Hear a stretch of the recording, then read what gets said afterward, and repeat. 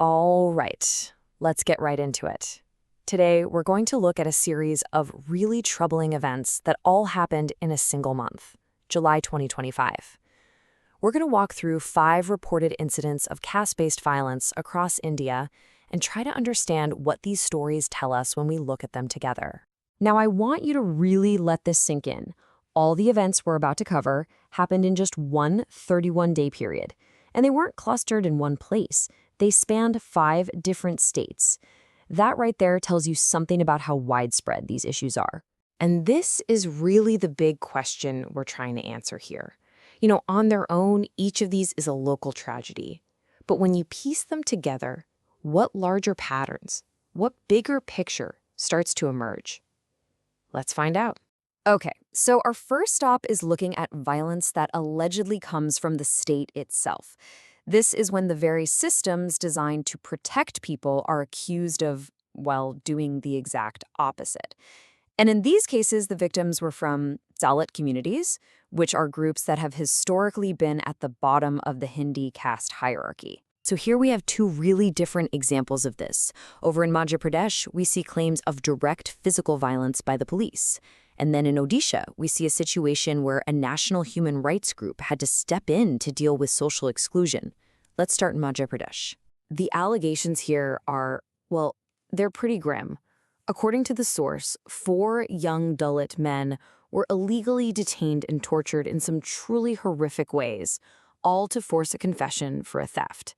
And things got even more intense when one of the youths went missing, which, as you can imagine, sparked huge protests.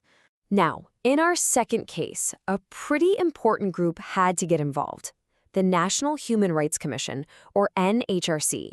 You can think of them as India's official human rights watchdog. The fact that they had to intervene in this case in Odisha suggests that something at the local level just wasn't working. So this wasn't just some small disagreement, We're talking about 10 families being completely ostracized, basically cut off from their own community. And the source reports that this whole thing started because of a dispute over access to a community wedding hall, something that should be for everyone. All right, so we've looked at the state. Now let's shift gears and look at violence that happens within society, between neighbors, within relationships, right there on the streets. And again, we see 3 completely different situations, but each one is just as disturbing. We have a murder in Tamil Nadu, a terrible crime against a teenager in Uttar Pradesh, and then a neighborhood argument in Gujarat that just exploded into violence. This quote, wow, it just says so much about the anger and the pain here. Kavin Silva Ganesh was a 27-year-old Dalit software engineer.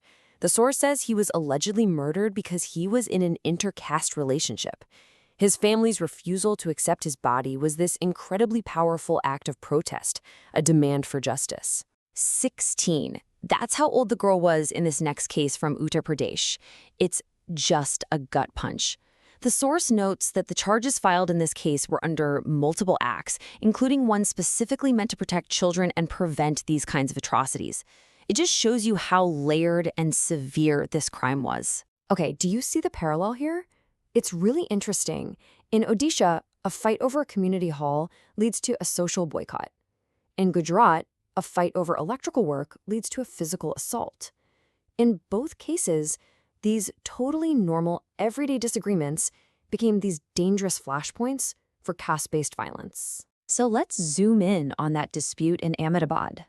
A simple disagreement over some utility work reportedly escalated into a physical attack on 2 women, a 66-year-old woman and her pregnant niece. And the official complaint wasn't just about the physical violence. It also included accusations of casteist slurs being used. Okay, so we've looked at these 5 individual stories. Now it's time to zoom out, connect the dots, and see what bigger patterns start to show up when we put all these pieces together. So when you put it all together, 5 big themes really jump out. We saw state violence in that alleged police brutality case in Madhya Pradesh. We saw institutional neglect in Odisha, where the NHRC had to get involved. Gendered violence was a huge part of the stories from Uttar Pradesh and Gujarat. And we saw how everyday marginalization can just explode, leading to both neighborhood assaults and even lethal caste-based killings to police relationships. So, Identifying the problems is one thing. But what's the way forward? The source also gives us some ideas on that, pointing to 4 critical areas that need urgent attention. And what's clear is there's no magic bullet here. It's really a multi-pronged approach that's needed.